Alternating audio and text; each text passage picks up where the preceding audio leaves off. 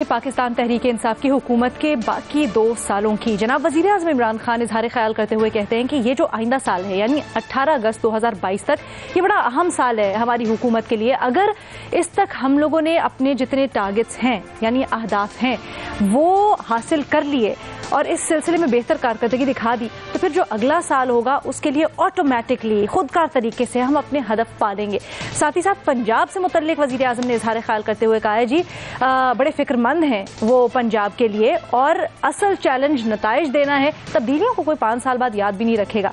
पूछना हमने ये है वज़ीर आज़म जो अहदाफ से मुतल्लिक बात करते हैं तो क्या वज़ीर आज़म और उनकी हुकूमत अहदाफ हासिल कर पाएंगे, हाँ या नहीं के ऑप्शन है हमारे एनालिस्ट के पास। हसन निसार साहब क्या ख्याल है आपका? 60 से 65 या 65 से 70% तक अपने ये लोग अपने टारगेट्स अचीव कर लेंगे। और उसकी एक और वजह भी है कि इनके चंद टारगेट्स एब्सोल्युटली अनअचीवेबल हैं, बहुत ज़्यादा एम्बिशियस हैं, वो अचीवेबल हैं नहीं। अगर तो वो सिंबॉलिक वैल्यू है फिर तो ठीक है, अदरवाइज़ मुमकिन नहीं। मसलन आप रियासत मदीना सिर्फ शाह मदीना बना सकते हैं, खत्म हो गई बात। ये एज अ मुस्लिम मेरा तो ईमान है। ये बाकी 65-70% तक किए। ठीक है जी। हसन निसार साहब कहते हैं पूरे तो नहीं लेकिन कुछ ना कुछ 65 से 70% तक हासिल कर ही लेंगे। सोहेल वड़ाइद साहब मेरा ख्याल है कि 50% से कम अहदाफ हासिल करेंगे और मेरा ये ख्याल है कि नौकरियां देने का वादा है या महंगाई नीचे लाने का वादा है। मेरा ख्याल है इनमें से कोई भी पूरा नहीं हो सकेगा। और असल बात यह है कि क्या उस वक्त अगर महंगाई कंट्रोल ना हुई और उस वक्त तक भी यही हालात रहे जो आजकल है तो फिर बड़ा टफ टाइम मिलेगा पीटीआई को। सर 50% से कम तो फिर ना हुई ना जी। ठीक है, फिर मैं आपका नए का ऑप्शन लिख रही हूँ। जी जी। शहजाद इकबाल साहब 3 साल जो हुकूमत के गुजरे बड़ी बगौर जायजा भी हमने उसका लिया, उसको क्रिटिकली एनालाइज किया। क्या आपको लगता है कि 2022 तक कुछ बुनियाद पड़ जाएगी या अभी तक कुछ बुनियाद डाल दी गई है जिससे आगे अहदाफ हासिल हो सके 2 सालों में? देखिए, तहरीक इंसाफ हुकूमत के अहदाफ क्या थे उसका खुलासा सोहेल वड़ाइद साहब के एक प्रोग्राम में फवाद चौधरी ने बताया था कि हमें वोट नट बोल्ट ठीक करने के लिए नहीं मिला है, हमें इस्लाहात लाने के लिए वोट मिला है। चाहे वो पुलिस हो, जुडिशरी हो, ब्यूरोक्रेसी हो, इनमें हमें इस्लाहात लानी है। और मेरे ख्याल से वो फवाद चौधरी साहब का वो पीरियड था जिसको कोई इन्फॉर्मेशन मिनिस्टर नहीं थे तो उसको वो ज्यादा सच और खुलकर बात करते हैं। इन्फॉर्मेशन मिनिस्टर की तो फिर मजबूरियां भी होती है, हुकूमत की हर पॉलिसी का दिफा कर रहे हैं। तो उस लिहाज से तो मेरे ख्याल से अहदाफ पूरे होते हुए नहीं नजर आते। वो रिफॉर्म्स नहीं आएंगे, बल्कि अब तो बस हुकूमत का फोकस ये होगा कि जो आदाद शुमार है उसको आप मेंटेन करके रखें, ग्रोथ आपको नजर आए, अफरात ज़र कम हो, ये अचीव कर सकती है। इसके अलावा जो ब्रॉडर एजेंडा था वो तो हासिल होता हुआ नहीं नजर आता।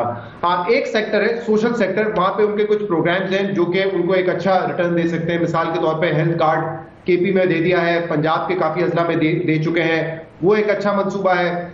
इसके साथ साथ जो कामयाब जवान प्रोग्राम है या पाकिस्तान के लिए जो इन्वेस्टमेंट प्रोग्राम बनाए वो मेरे ख्याल से बेहतर प्रोग्राम है, वो कुछ हद तक उनको फायदा देंगे। बट ओवरऑल अगर आप एक ब्रॉडर टर्म से बात करें तो मुझे लगता है कि वो अपने अहदाफ जो लेकर आए थे, जो उनका मंशूर है, उसके हवाले से तो नहीं अचीव होते हुए नजर आते। ठीक है, अच्छा महमल मैं आपकी तरफ आती हूँ, लेकिन एक चीज जो अभी कहा है कि अपने इस्लाहात लाने का कहा था और वो नहीं ला पाए, लेकिन टेक्निकली अगर देखा जाए सिंगल नेशनल करिकुलम तरीका कार पर ना जाए, क्या कंटेंट था ले आए, इस्लाह उनके मुताबिक हो गई। इसी तरह से अगर ये जो इंतखाबी इस्लाहात से मुतल्लिक बिल्स ला रहे हैं तरीका कार पर ना जाएं, अगर ये जॉइंट सेशन से पास करवा लेते हैं तो उनके मुताबिक इस्लाह हो गई।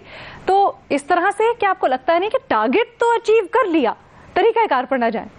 देखिए अलीना, रिफॉर्म्स ये नहीं होते कि कोई चीज आपने ऑर्डिनेंस से पास करा ली या आप कोई चीज जल्दबाजी के अंदर ले आए जिसके फिर अगर उसके रिजल्ट्स नहीं अच्छे आते, ये थोड़ी रिफॉर्म्स होते हैं। और पीटीआई ने भी जो रिफॉर्म्स प्रॉमिस किए थे वो थे कि जिनके रिजल्ट्स भी अच्छे होंगे, यानी कि अवाम के लिए जो चीजें आसानी पैदा करेंगी। जहां तक ये कि हुकूमत जो अपने अहदाफ पूरे कर लेगी, मेरा भी यही ख्याल है, बाकी सब की तरह के नहीं कर पाएंगे, मुश्किल है। क्योंकि असल में अलीना बात ये होती है कि जो पहले 3 साल होते हैं ना किसी भी हुकूमत के, उसके अंदर डिफिकल्ट डिसीजन ली जाती है। ये शहजाद मुझसे ज्यादा बेहतर मईशत को समझते हैं। इन्हें पता है कि जब वो पहले 3 सालों के अंदर आप वो डिफिकल्ट डिसीजन लेते हैं तो फिर ही बेहतरी के रास्ते पर हुकूमत जाती है।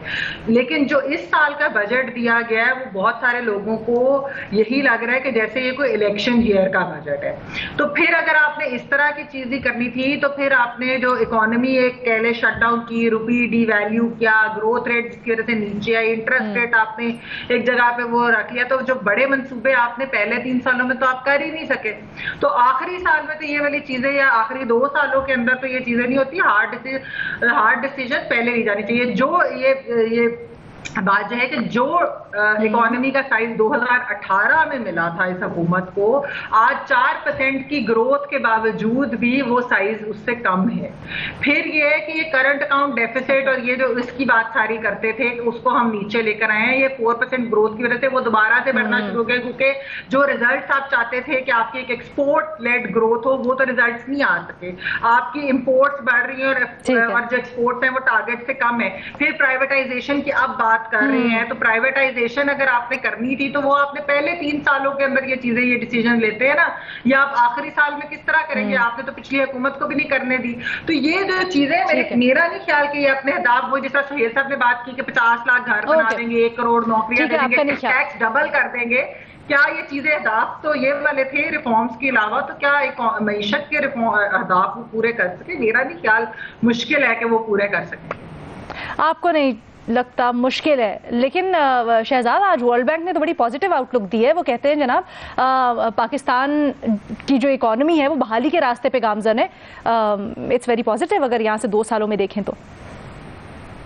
देखिए, ग्रोथ के हवाले से तो तीसरा साल बेहतर था, अगला साल भी बेहतर नजर आ रहा है। बट कल शौकत तरीन साहब का इंटरव्यू या आज प्रेस कॉन्फ्रेंस अगर आप देखें तो उसमें कुछ कंसर्न्स हैं, कुछ डेडलाइंस हैं जिसका ख्याल करना पड़ेगा। मिसाल के तौर पे बजट के बाद हर वजीर आके कहता था यहाँ से हम एक देरपा ग्रोथ की तरफ जाएंगे, एक लॉन्ग टर्म ग्रोथ होगी, लेकिन जिस तरीके से आपका इंपोर्ट बिल बढ़ रहा है और उसकी वजह से आपका करंट अकाउंट खसारा है, और फिर इंटरनेशनल मार्केट में जो कमोडिटीज की कीमतें बढ़ रही हैं उसकी वजह से एक और यहाँ पे इफेक्ट आ सकता है इन्फ्लेशन पर।